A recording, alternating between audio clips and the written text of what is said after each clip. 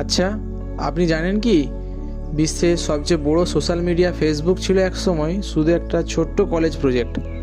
তো চলুন বিস্তারিত জেনে নিই। পাস্ট বুক টিভির একটি ভিডিওতে আপনাদের স্বাগতম জানাই। 2004 সালে হাওয়ার্ড ইউনিভার্সিটির ছাত্র মার্ক জুকারবার্গ তার বন্ধুদের নিয়ে বানিয়েছিল একটা সাইট যার নাম ছিল thefacebook.com।